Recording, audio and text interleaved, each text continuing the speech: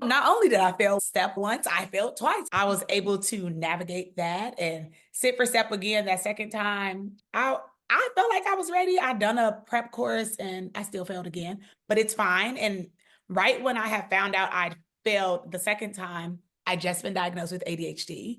At my school, they were like, okay, let's try to work on you getting accommodations, wrote a petition to the promotions committee, was able to stay in rotations until the end of the school year. And they were like, you can stay in barring no academic setbacks. But then by the end of April, I failed my PEDS shelf exam, which is an academic setback, which means I will have to sit out. But I didn't find out I failed until the first day of internal medicine. My school will not pull you from any rotation. So I got to finish internal medicine, took 100 days off to study to retake step one. Welcome back to the Life as a Patient Doctor podcast. My name is Dr. Moss, and I'm very excited to interview Vickie. If this is the first time that you've seen Vickie, go back a couple episodes back when Vickie and I spoke earlier this year about her pre-med journey, her first couple of years in medical school, her diagnosis with ADHD, and all of her different challenges and successes she has had as a first generation Black woman in medicine. So this time I saw her like a month ago at SNMA conference here in Chicago at UIC, and we were able to connect, and she actually spoke on something really exciting, something that has been a journey for her, and she wants to help others. So I'm honored to have her on the podcast again and to kind of take us through that journey. Thank you, Vickie, for being here today. No problem.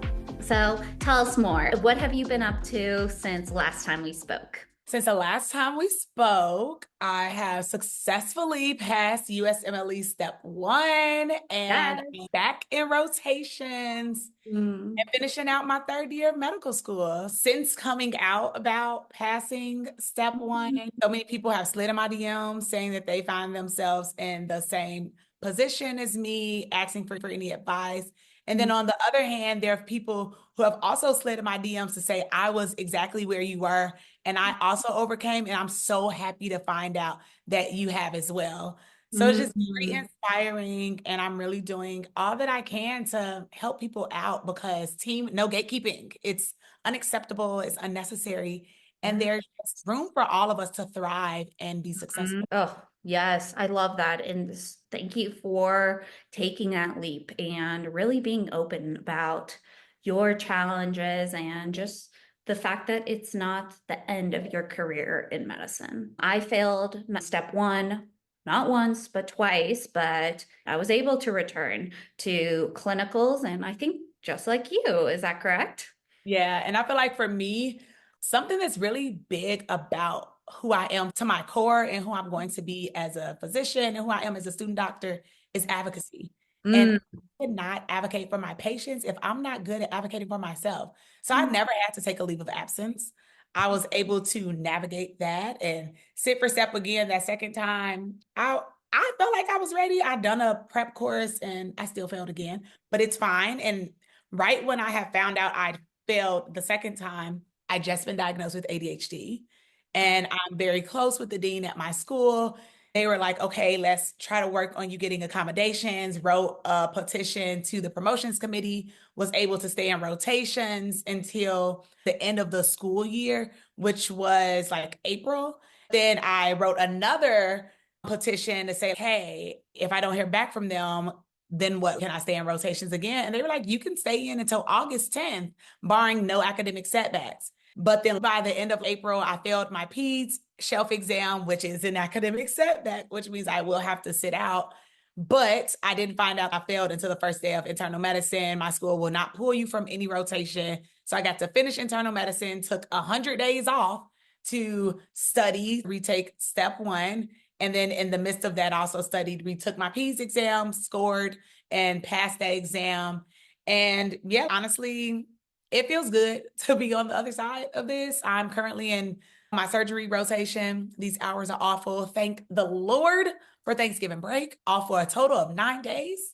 And it feels good to not Yes. wake up before 5 a.m. in the morning. That is, wow, what a journey. One of the questions that I receive a lot after people fail is, should I jump right in and start studying?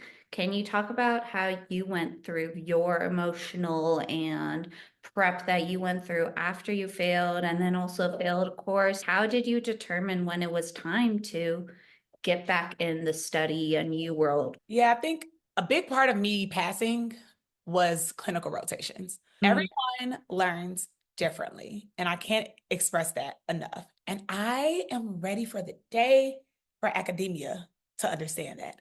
We don't all learn from reading a book and sitting at home and studying for 10, 12, 14 hours a day. Me, not so much. I could do those practice questions, but I may not retain it. I have learned so much more by seeing it in the hospital and Yeah. then going home to do the practice questions because that is now reinforcement, right? Mhm. Like the first time I took it, I had deferred. I didn't sit for STEP until August 2023. My class had to sit by like March 11th, March 13th, somewhere around there.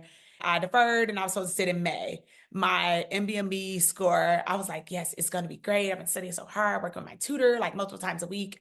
I think that score before I was supposed to sit like May 19th-ish was like a 40 something. I was like, you've got to be kidding me. I can't sit with this. So I pushed again, finally decided, I believe it was August 25th that I sat and I felt really good. When I failed, I was devastated. And something that both of my parents have told me growing up is speak for what you want, not for what you don't. Studying for step one, everyone tells you it's going to be such a miserable time. I hate that people even say that because it doesn't have to be miserable. If you're telling someone that something's going to be miserable, now I am preparing for the worst. And that is exactly what happened. I started fearing even sitting for the exam. I remember telling my brother at our family reunion back in July of last year, I am just so scared to take this test because I am afraid of failing. Not only did I fail once, I failed twice. And it was like, girl, you put it out there instead of saying, I'm afraid of passing. I'm afraid this horrible season's going to be over. I gave all the power to the wrong stuff. Failing that first time was awful. I debated, am I going to quit? That was the one thing I said. If I fail, I'm dropping out. I'm not doing it anymore. I don't want it this bad because it's just not enough talked about on the mental. Honestly, step is half knowing the material, half confidence. If you are confident, you're going to do well every single time. And that's on everything in life. I don't care if it's medicine. I don't care if it's you being a teacher, a public speaker, a preacher, building engineer. If you're confident in your skill, you are going to be successful. We can work on the knowledge gaps, but the confidence has to be there. My confidence was literally non-existent. After that first time, I think I took off maybe half a week, which in retrospect was crazy. I should not have. I talked to one of my deans at school and was like, I'm going to sit in 4 weeks. And they were like, are you sure about that? I'm like, yes, I'm going to sit in 4 weeks because I really need to start clerkships. I need to stay on my timeline. I'm already pushed back. And now my graduation may be delayed. We were talking to the M2s at our school yesterday, like a bunch of us. And I had told them a timeline is just a guideline. It is not set in stone. So stop worrying about all the other things that could go wrong if you keep delaying the timeline. Everything that I feared has now happened. And guess what? I'm still here. It does not matter. Your grief, your heartache, the pain is temporary. We control more of our lives than we give ourselves credit for. I wound up not sitting in 4 weeks because I was so far from being ready. I waited, I think I said at the end of November, like November 29th, and I was able to start family medicine, I think like December 2nd, December 3rd, somewhere around there. I sat on, let's say, a Wednesday or a Thursday, and I started family medicine that Monday. Because at my school, you could start as long as you sat. You don't have to have had your score. And then when I found out I failed the second time, I wasn't really devastated. It was more like, all right, what are next steps? What can we do to stay in rotations? I'm a planner. What do we need to do? How can we get there?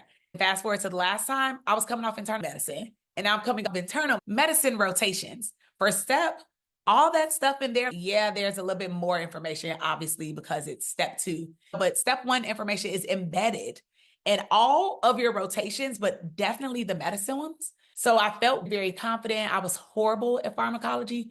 Internal medicine ain't nothing but drugs. It's literally bugs and drugs are everywhere. Like I didn't even know we saw neurocysticercosis or something. I was like, this isn't just a sketchy micro video. This is Oh. real life person has this. We're getting updates daily, and you're seeing a lot of hyperthyroid. And you have to know the medications for diabetes. Everybody has diabetes in inner city, and knowing how to treat that. And so all the things I was not the strongest at, endocrine was so low for me. I got better. And then I just got to continue to flex my strengths, my people skills. Like, I am a people person. The people love me. All my patients love me. I don't just walk in the room, take your history and leave. No, I'm genuinely concerned about you. Like, what's going on? How can I best serve you today? And then I took that into studying, not just for my retake for PEDS, which, by the way, PEDS is also a medicine clerkship. If you have not taken PEDS yet, please listen to me. It's one of the hardest. Study and study hard, study well, because those darn kids got everything wrong with them. PEDS is also the beginning of every single section in first aid. The congenital disorders, all that stuff is PEDS. So I was weak on that. And so going from taking the PEDS exam, after IM, I took off a week and a half. Then I was studying half day PEDS, half day STEP. I took the PEDS shelf. I studied for that for 3 weeks.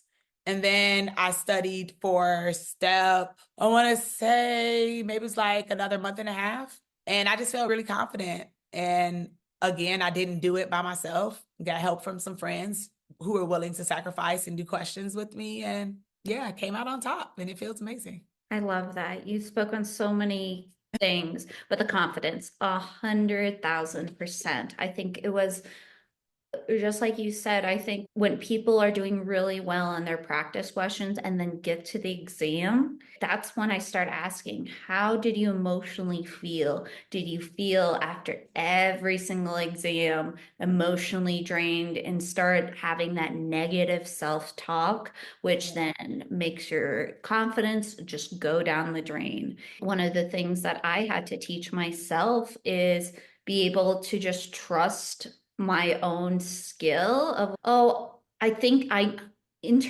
feel the answer is A. I have no idea why the answer is A. That, Move on. every single time. Click and move, click and Click move. and move. It's different than what we're taught. We're taught to think through, spend time. Could it be something else? Let's look at all the other things. That's how medicine works. STEP and exams. It's what's the most likely? What is the thing that just comes to your head?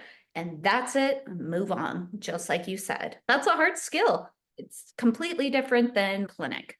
But also love that you said of just being in clinical rotations and learning in person. Oh my goodness. I think that is especially for, I'm trying to think, there's a specific type of learner, kinetic, I think it was called, or like just by being there, you actively seeing it's more interactive when you see the patient, think about the patient, be able to look up information about the patient. That is so much more interactive. It gets all your senses, all your different brain regions versus just seeing it on a piece of paper or seeing it on a question. I feel like that was allowing me to put the puzzle pieces together. So much with studying for step one. For reference, when I took my CBSSA at school, I had a 36% correct. And my school wants you to have 68% on 2 NBME. So I was like, wait a minute, this is not, I got a long way to go. And I'd given up my winter break.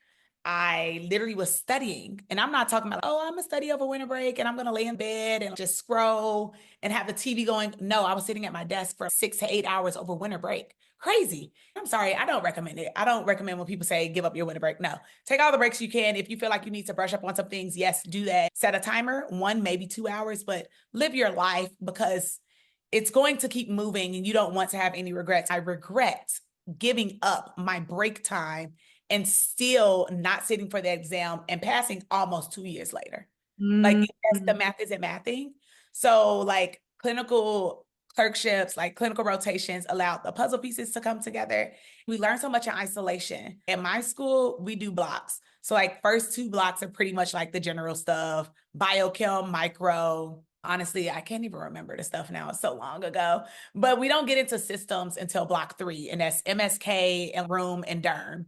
And then block 4 is cardio and palm. And then block 5 is GI and renal. But it's all separate. Each of those things are connected, though. Literally, some of the same medications that can treat one thing in block 3 can also treat something I learned in block 5. But we don't revisit that to connect it. So when I'm going for STEP, I'm still like, okay, I need to just focus on GI today. Or maybe you should focus on all immunodeficiencies today, because immunodeficiencies are not just in rheumatology. Like they're across all systems. And so being on clinical rotations, when you see a person, I can't just say, I didn't learn it that way. This is your patient. So you have to get it together and move up to speed. So that quickly filled in a lot of gaps that I'm not sure I was aware that I even had them. I just started thinking about how you said that you requested accommodations. And did you also say you got diagnosed with ADHD in med school? Mm-hmm. Walk us through that. What did that look like? And especially for individuals who aren't diagnosed with ADHD and are struggling passing or struggling with academics in med school, talk us through what did that look like for you? So for years, I have believed that I had ADHD. We could go back to college. Probably was made aware what ADHD was because it's actually a very new diagnosis. It has not been around for 50, 60, 70 years. It's very new in science terms. And everyone thinks when you hear attention deficit hyperactive disorder, you think of a little boy that's in class who can't sit still, who's bouncing off the walls, can't really listen to you, or if they hear you, respond to what you said to them because they're just very erratic, right? That is what people think. That's the picture when you hear ADHD. But science still has not caught up to the fact that girls present differently. Girls mask. Girls can be talkative, but not so much the behavioral, the typical behavioral difficulties in school. Girls overcompensate because of the pressures that society places on them. Society literally expects more of a girl. And I'm not even talking about a woman, a girl, a school-age girl than a school-age boy. That was me as a Black girl growing up on the South Side of Chicago. My parents didn't even know what ADD and AD was. And looking back, like in fifth grade, there was definitely a boy in my class who had that, whose desk had to be close to the teacher because he's very inattentive, or he was very disruptive, or he was very smart, but he just didn't want to do his work. And so no one looks at the girl who now is working overtime to get things done, or the girl who is forgetful, or the girl who gets a planner every single school year but doesn't write in it because that's not really how her brain works. They don't look at her that way because she still gets her work done. She still scores well on exams. I wound up my first year of medical school. I wanted to get tested. It's always a long wait for neuropsych. And even when I was retaking the MCAT in 2020, I wanted to get tested, but it was 2020. Nobody's office was open. And I think they were saying it was going to cost me at least $3,000. And I said, girl, who got $3,000? Not me. But I was like, okay, I don't even have this money. My school, since UIH primarily serves Black and brown communities, underserved communities, I don't know how, I don't know why, but it was free for me to get a neuropsych. I just had to wait until April 22nd of my first year. So April 22nd, 2022, that I got my first neuropsych. But the problem with this, how I started all this out, if you weren't diagnosed as a child, there's no way you've developed ADHD as an adult. Not taking into account someone's socioeconomic background, someone's ethnicity, someone's access. You're at an underserved hospital, not thinking about the barriers to healthcare. It's giving redundancy and a lot of things that I could say that are not nice, so I'm going to refrain from saying them. But my psychologist was a white man. And he told me, oh, there's no way possible that you have ADHD if you were never diagnosed it and you're over 30. Like, this just doesn't make sense. So I was diagnosed with anxiety and depression. And you could do a poll in medical school, and I'd like to say over 80% of everybody in medical school has anxiety and depression, at least at some point, because medical school is very hard. And you can't prepare for this unless you have generations of doctors in your family. And again, access, barriers, disparities, all things that are there that are real and alive and well. But he said that, and I was like, okay, fine. At my school, I could still get accommodations time and a half with anxiety and depression. Cool. But for a standardized exam, I remember going to a STEP prep discussion at the top of my M2 year, and people were talking about, oh yeah, accommodations, here are all the things that you could get accommodations for. But with these accommodations, you have to take STEP over 2 days. And I was like, there's no way I'm taking this long exam over 2 days. I don't even want to do that process. When I failed 2 times, I said, okay, we have to do this process because this is wild. And my nurse practitioner, whom after I'd gotten the anxiety and depression diagnosis at the school, she's the one who prescribed my buspirone and propranolol for anxiety. And she felt like I may be ADHD, but she was going off the neuropsych. So then I asked to be reassessed December. I think it was literally maybe the first week that I started family medicine.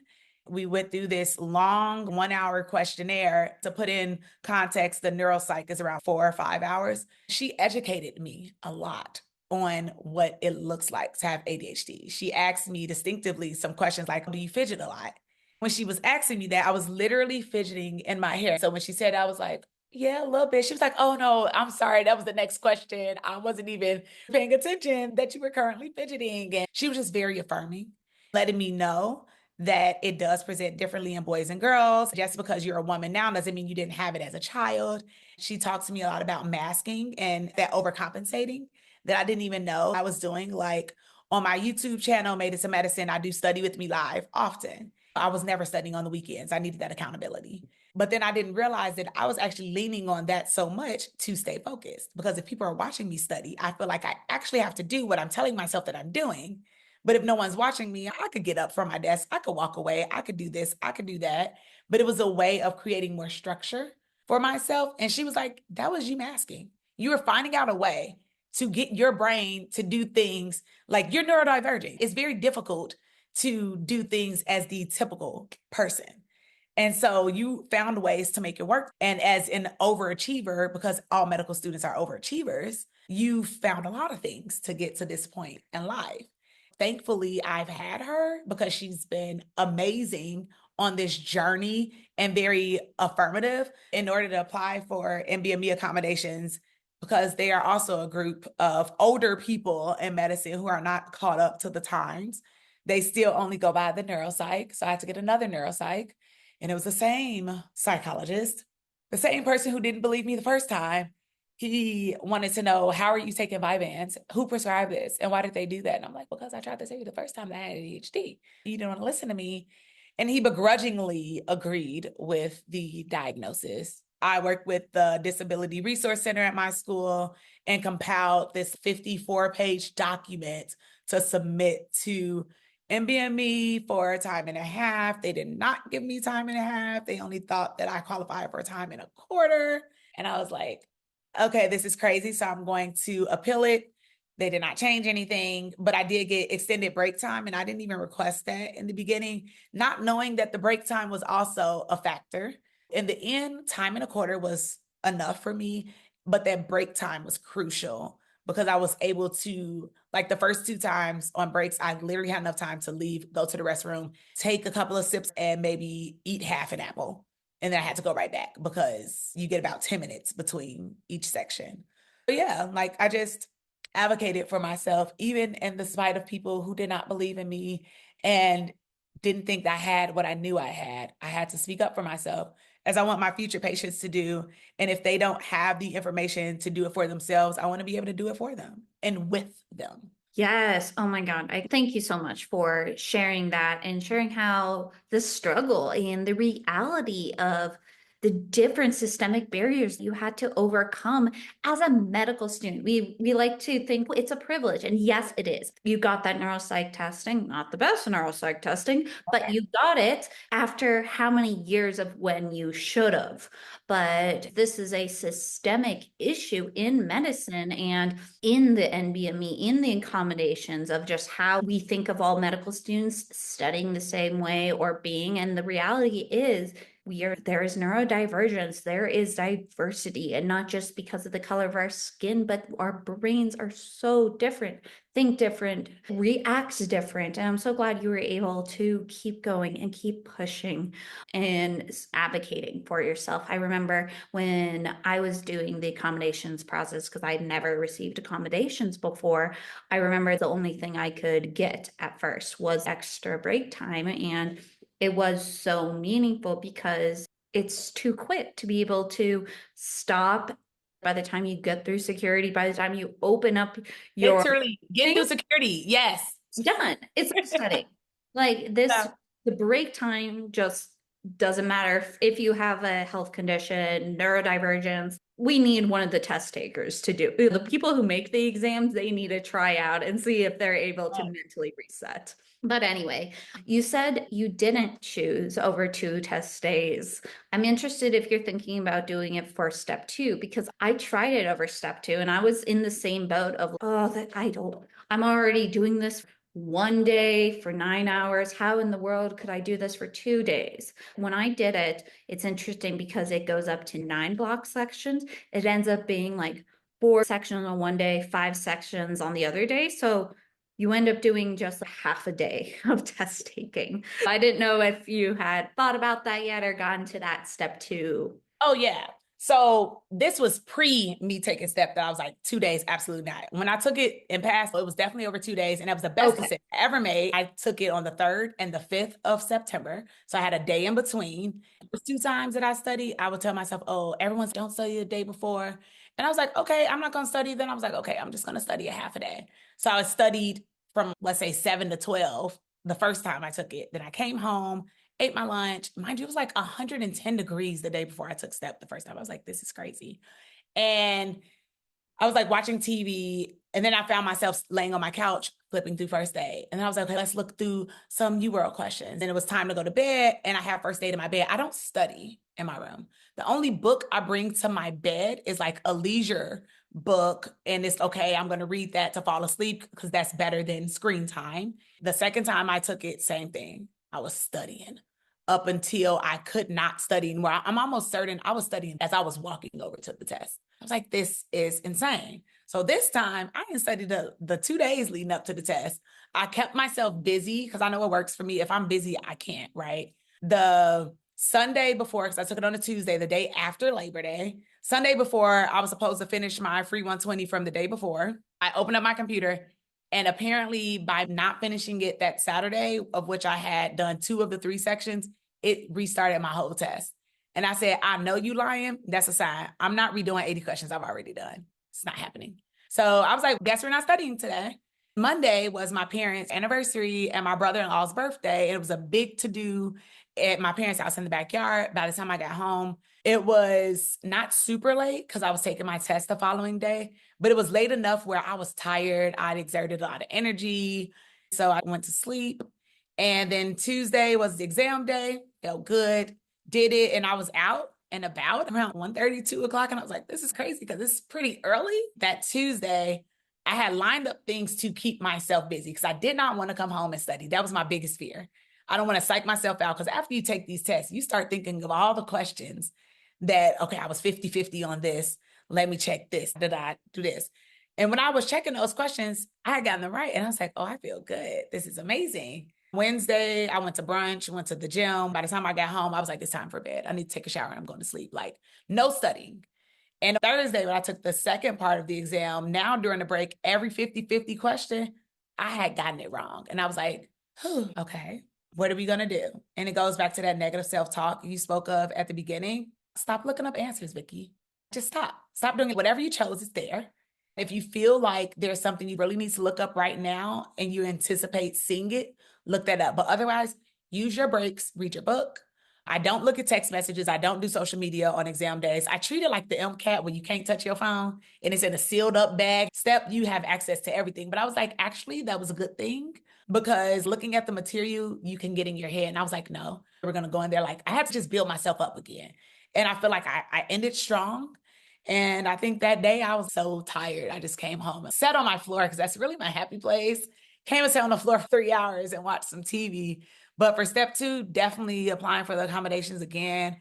We'll gladly take the exam over 2 days. It's much better than sitting over one day, one very long day. My attention span, clearly I have ADHD. Even with medication, it's fine. Like my attention is fine now, but I'm a morning girly. So the later we go in the day, it's not really the best for me in studying. With a modified test schedule, it's a lot better. I do blocks of 7, but it's only 20 questions instead of the typical 40. Each day I still get my block of 7, but it's way shorter and they really fly by. I typically would get tired around doing 20 questions in a block, but now that's all you really have to do. Yeah, I advocate for accommodations. If you feel like you can get them, you qualify for them, definitely apply. It doesn't hurt. You just have to start early because it takes so long time. Yeah, I know. It's literally been sitting on my computer for step 3, and I keep just eyeing it. I'm like, I know that I need to start 60 days at least in advance, but I just keep eyeing it, like pushing it off. But yes, once you just get it helps me like, okay, now I have 60 days at least to start studying, if it's step 1, step 2, or even like me, step 3, or if you're, I know something that I've been talking to some med students who have graduated and are for some reason couldn't apply to residency this year. They have that 1 year before they have to have to apply to residency. So it's something they're thinking about, like, should I spend the time doing step 3? And that's a good opportunity to start getting it before they get into their specialty. Because step 3 is, again, just like step 1 and step 2, over everything all over again. So now that you're looking back, what would you tell, or what do you recommend telling second year med students that are just starting off with this process of trying to plan out their step 1 and like dedicated time, especially after all your different avenues that you took while studying, while taking time off? What are some lessons that you've taken away? Number one, and probably the most important thing, community. Community is so important, Yeah. especially because everyone loves to stress, step, and dedicated being awful.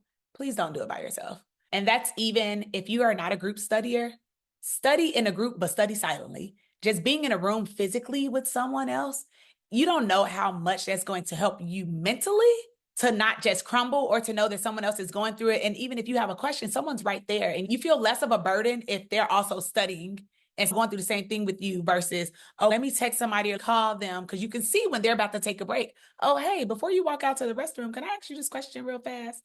Community, number one. Number two, do not stop doing the things that you enjoy. I deprived myself of everything. I thought I did not deserve nice things. I had that guilt that most medical students have about, if I'm not studying, I'm doing it wrong. No, you're doing it right, because your brain needs to rest. Your brain needs, what is it? The neuroplasticness of the brain to bring all the information together. It needs time to store it into, from working to long-term memory. And if you don't have that, just constantly go, your brain is getting fatigued just like your body is getting fatigued. You need to sleep for rest, give your brain that same opportunity. And then number 3, be honest with yourself. It feels so good to work on the things that you're good at, because you love to see those 80s and 90s, even the 70s, the 65s. It feels good. But do not ignore your weaknesses. Arguably, spend more time there, because that's the only way you're going to get stronger. I'm not saying completely avoid your strengths, because you do need to revisit them from time to time so they can stay strong, but they don't need as much of your attention as the weaknesses. So don't lie to yourself. And in the number 2 of still do things that you enjoy, please exercise. Get your physical fitness in. You're going to need those endorphins. If you don't physically want to go to the gym, go for a walk. Get up and walk your body. Sitting down at a desk and studying all day long is not good for your physical health. Your posture over time is going to be ugly, and you're going to mess around and have to attend all these different doctor's appointments to get physical assistance because you have not been treating your body well. And with that, also eat well, please. It's so easy to sit at that desk and eat chips. Doritos is my comfort food. I do not buy Doritos. I can sit right here and eat a family-sized bag in one day. So instead, I bought a lot of fruit. Because if I'm going to be sitting down, let me eat these grapes. Let me cut this apple. Let me eat these strawberries. Let me make a smoothie. Treat your body well.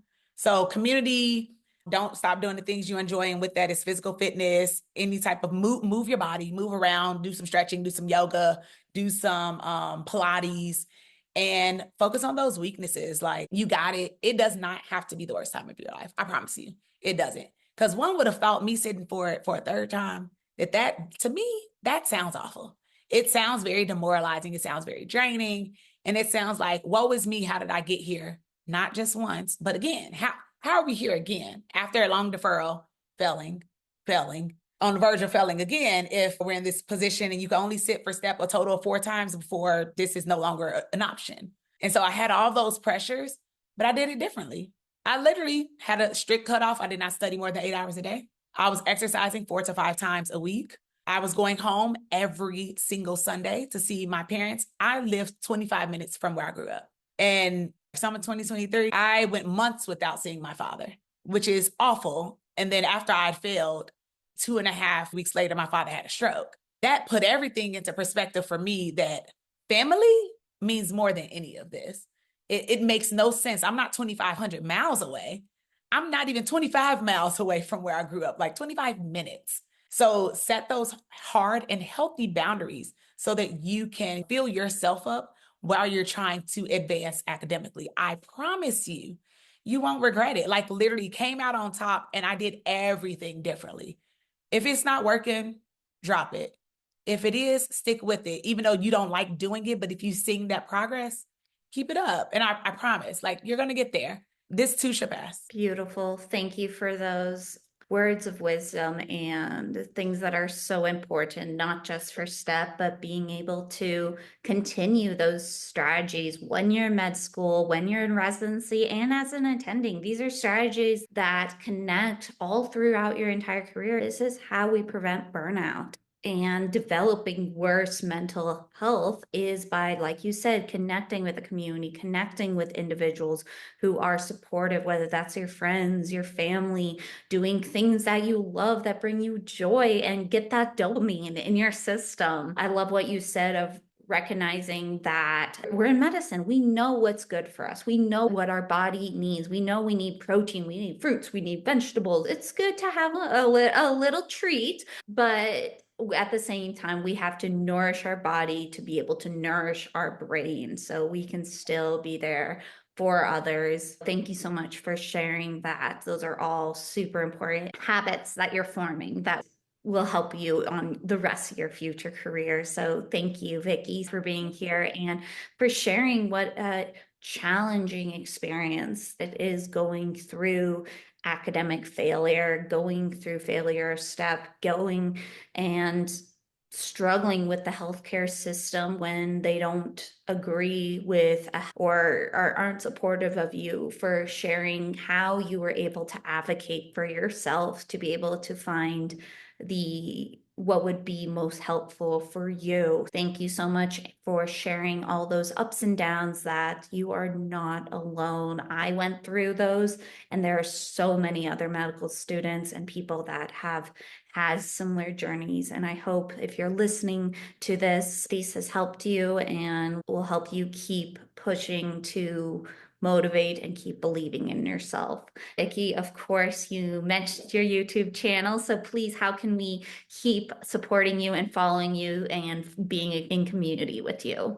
Of course, you can follow me on YouTube at Made It to Medicine. And then on Instagram, same thing, Made It to Medicine. On Twitter, it's medicine_made. TikTok, Made It to Medicine. So basically, hit your girl up on all those different platforms. Also, Facebook, Made It to Medicine. I'm very honest and open about my journey. There's more than one route that you can take to get to any destination. I don't care what your end goal is. My journey is going to look different than yours, and that's okay. It doesn't mean that mine's right, yours is wrong, or vice versa. But is important to find the people who are doing something similar to you, create that community. And yeah, my DMs are always open, and I wish all of y'all the best of luck in everything that you do. Amazing. Thank you so much, Vickie. And I wish you the best on your next journey of this next exam. I'm excited to see where you end up continuing on to residency here coming up soon. So thank you everyone so much for joining in on the Life as a Patient Doctor podcast. I have multiple podcast episodes and blog posts on the things we talked about of how to emotionally deal with failure, how to deal with leaves of absences if that's what happens during your journey, lessons learned, academic lessons learned from STEP failure, and how to request accommodations both in school and also on the NBME exam. If you haven't already, make sure you follow and subscribe. Hopefully those are helpful for you. I hope to see you next time. Thank you again, Vickie, and we'll see you next time. All right. I was not talking to my watch, and of course you want to talk back to me.